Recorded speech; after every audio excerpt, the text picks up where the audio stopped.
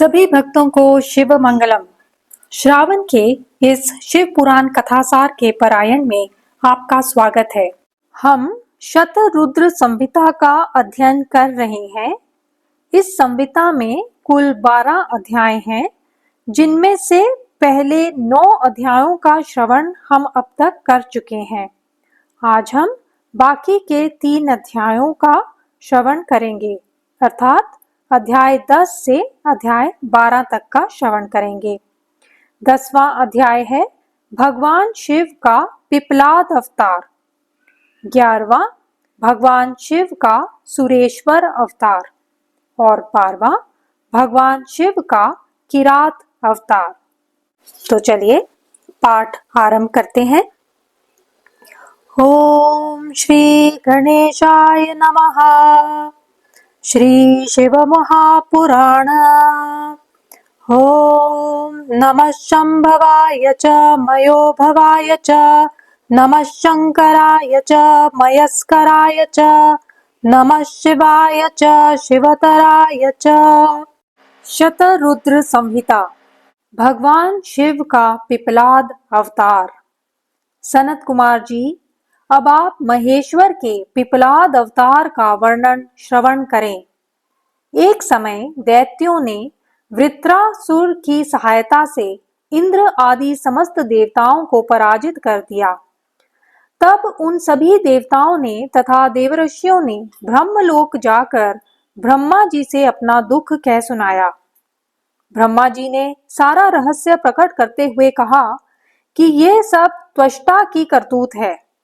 त्वष्टा ने ही तुम लोगों का वध करने के लिए तपस्या द्वारा इस महातेजस्वी वृत्रासुर को उत्पन्न किया। इसके वध का मैं एक उपाय बताता हूँ, सुनो। जो दधीचि नामक तपस्वी महामुनि हैं, उन्होंने पूर्व काल में शिवजी की आराधना कर वज्र के समान हड्डियों वाला होने का वरदान पाया था। आप लोग उनके पास जाकर अस्थियों के लिए याचना कीजिए, वे अवश्य दे देंगे। फिर उन अस्थियों से वज्र दंड का निर्माण करके तुम निश्चय ही उससे वृत्रासुर को मार डालना। ब्रह्मा जी का ये वचन सुनकर देवगुरु बृहस्पति देवताओं को साथ लेकर दधीचि ऋषि के आश्रम पर पहुंचे और वहां इंद्र ने विनम्र होकर दधीचि जी को प्रणाम किया। दधीचि ने देवताओं के अभिप्राय को जान अपनी पत्नी सुवर्चा को आश्रम से अन्यत्र भेज दिया। इंद्र ने कहा, मुने, हम सभी देवता तथा देवर्षि त्वष्टा द्वारा अपमानित होने के कारण आपकी शरण में आए हैं। आप अपनी वज्रमयी अस्थियां हमें प्रदान करें। आपकी अस्थियों से वज्र का निर्माण कर मैं उन देवद्रोहियों का वध करूंगा। दधीचि मुनि ने अपने स्वामी भगवान शिव का ध्यान करके अपना शरीर छोड़ दिया। तदंतर इंद्र ने शीघ्र ही स्वर्ग से सुरभि गौ को बुलाकर उसके द्वारा उनके शरीर को चटवाया और उनकी अस्थियों से अस्त्र निर्माण करने के निमित्त विश्वकर्मा को आज्ञा दी। विश्वकर्मा ने अस्थियों से संपूर्ण अस्त्रों का निर्माण कर दिया। उसके बाद इंद्र ने शीघ्रता से वज्र के द्वारा पर्वत शिखर के समान वृत्रासुर का सिर काट दिया। उधर दधीचि की पतिव्रता पत्नी सुवर्चा पुनः घर लौटी तो अपने पति को वहां न देखकर तथा देवताओं के अत्यंत अशोभनीय कर्म को देखकर अत्यधिक रुष्ट होकर उन्हें शाप देते हुए कहा, हे देवगणों, इंद्र सहित सभी देवता आज से पशु हो जाएं। इसके बाद उस पतिव्रता ने अपने पति के लोक में जाने की इच्छा की और पवित्र काष्ठों की चिता बनाई। उसी समय आकाशवाणी ने मुनि पत्नी सुवर्चा से कहा, हे प्राज्ञ, तुम्हारे उदर में गर्भ रूप से मुनि का तेज विद्यमान है। तुम उसे प्रयत्न पूर्वक उत्पन्न करो। सगर्भा को सती नहीं होना चाहिए, ऐसी वेद की आज्ञा है। तदंतर उनके उदर से दधीचि के उत्तम तेज से प्रादुर्भूत परम दिव्य शरीर वाला एक पुत्र उत्पन्न हुआ, जो साक्षात रुद्र का अवतार था।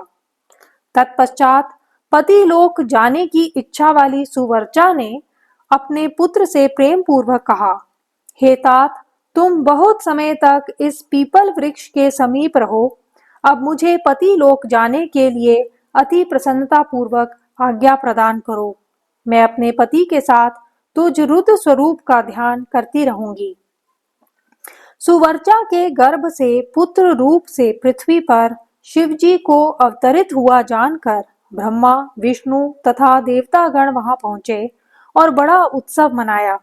ब्रह्मा जी ने पीपल वृक्ष द्वारा संरक्षित दधीचि के उस पुत्र का विधिवत जातक आदि संस्कार करके उसका नाम पिपलाद रखा।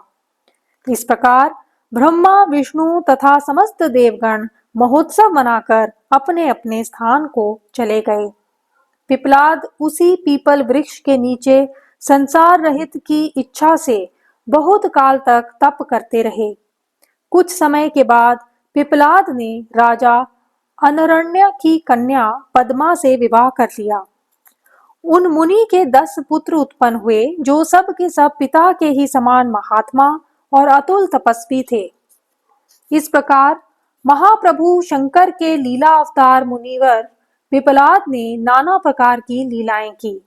उन कृपालु ने जगत में शनैश्चर की पीड़ा को, जिसका निवारण करना सबकी शक्ति के बाहर था, देखकर लोगों को यह वरदान दिया कि जन्म से लेकर 16 वर्ष तक की आयु वाले मनुष्यों को तथा शिव भक्तों को शनि पीड़ा नहीं हो सकती। यदि कहीं शनि मेरे वचनों का अनादर करके उन मनुष्यों को पीड़ा पहुंचाएगा तो वे निस्संदेह भस्म हो जाएगा। इस प्रकार लीला से मनुष्य रूप धारण करने वाले पिपलाद का उत्तम चरित्र तुम्हें सुना दिया। ये संपूर्ण कामनाओं को पूर्ण करने वाला है। इसके अनंतर नंदीश्वर ने विभिन्न अवतारों का वर्णन करते हुए भगवान शिव के द्विजेश्वर अवतार, यतिनाथ एवं हंस अवतार, कृष्ण दर्शन नामक अवतार, अवधूतेश्वर अवतार, भिक्षुवर्य अवतार आदि की कथाओं का वर्णन विशेष रूप में प्रस्तुत किया। भगवान शिव का सुरेश्वर अवतार। इसके पश्चात नंदीश्वर जी कहते हैं, सनत कुमार जी, अब मैं परमात्मा शिव के सुरेश्वर अवतार का वर्णन करता हूँ। उपमन्यु व्याघ्रपाद मुनि के पुत्र थे। उन्होंने पूर्व जन्म में ही सिद्धि प्राप्त कर ली थी और वर्तमान जन्म में मुनि कुमार के रूप में प्रकट हुए थे। वे अपनी दरिद्रता के कारण शैशव अवस्था से ही माता के साथ मामा के घर में रहते थे। एक दिन उन्हें बहुत कम दूध पीने को मिला। वे अपनी माता से बार बार दूध मांगने लगे।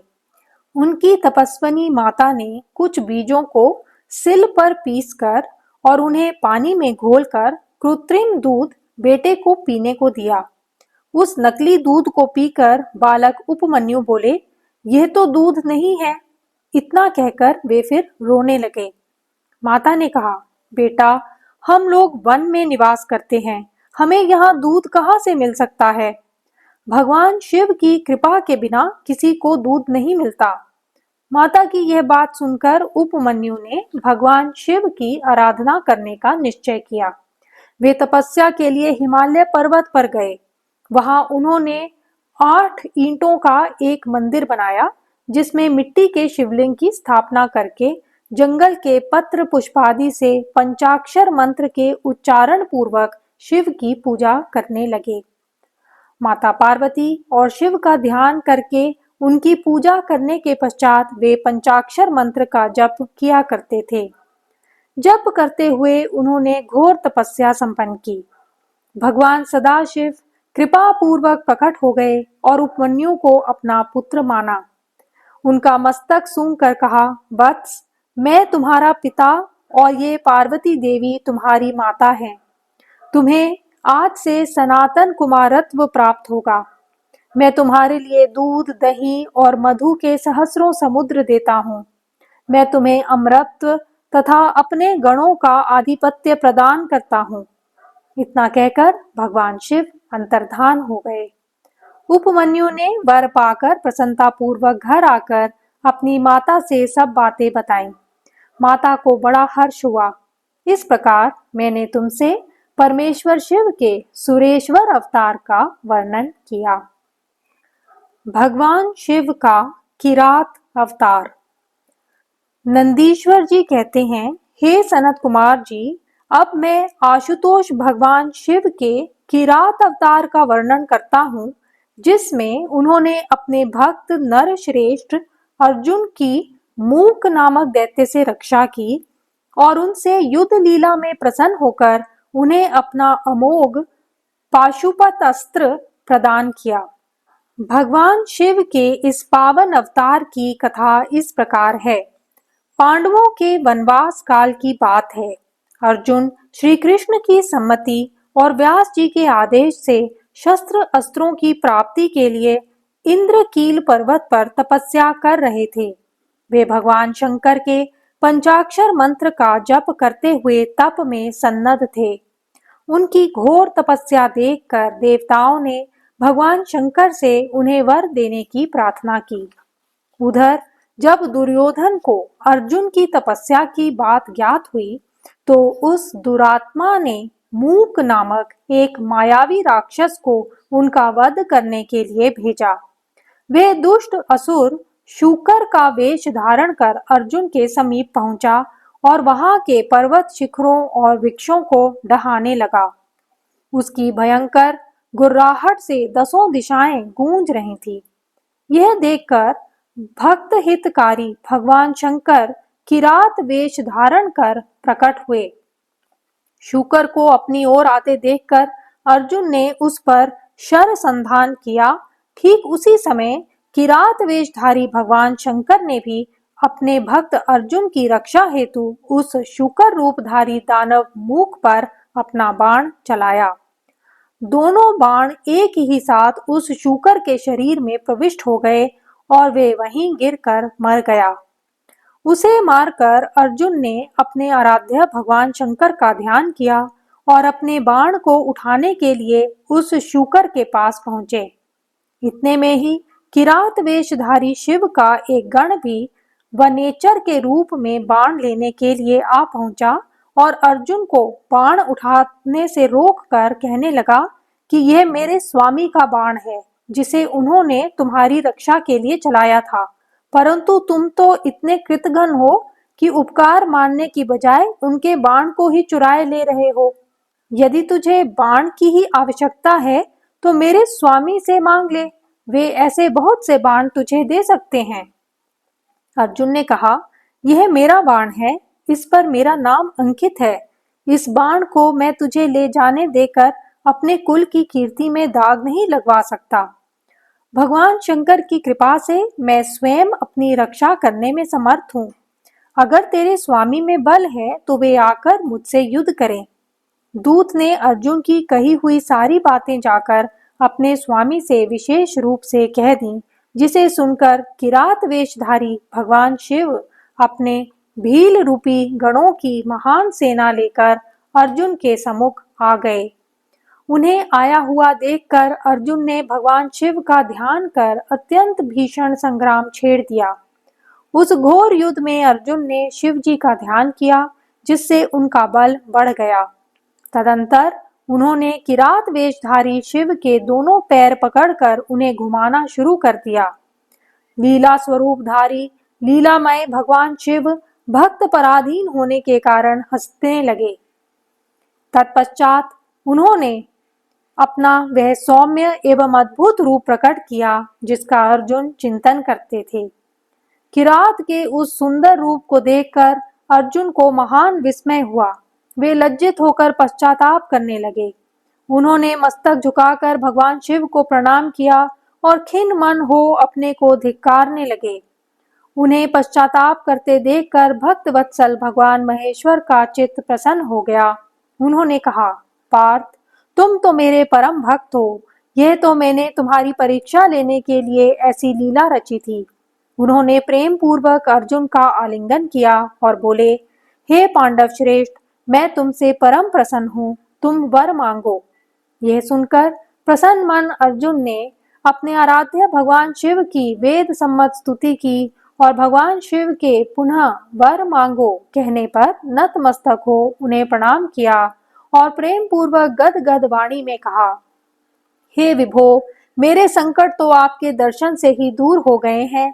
अब जिस प्रकार मुझे इस लोक की परासिद्धि प्राप्त हो सके वैसी कृपा कीजिए। पांडुपुत्र अर्जुन में अपनी अनन्य भक्ति देखकर भगवान महेश्वर ने उन्हें अपना पाशुपत नामक महान अस्त्र प्रदान किया और समस्त शत्रुओं पर विजय लाभ पाने का आशीर्वाद दिया। हे मुने, इस प्रकार मैंने लीलामय परम कौतुकी भगवान शंकर के किरात अवतार का वर्णन किया। जो इसे सुनता अथवा दूसरों को सुनाता है उसकी सारी मनोकामनाएं पूर्ण हो जाती हैं। ओम नमो भगवते रुद्राय। ओम नमः शिवाय।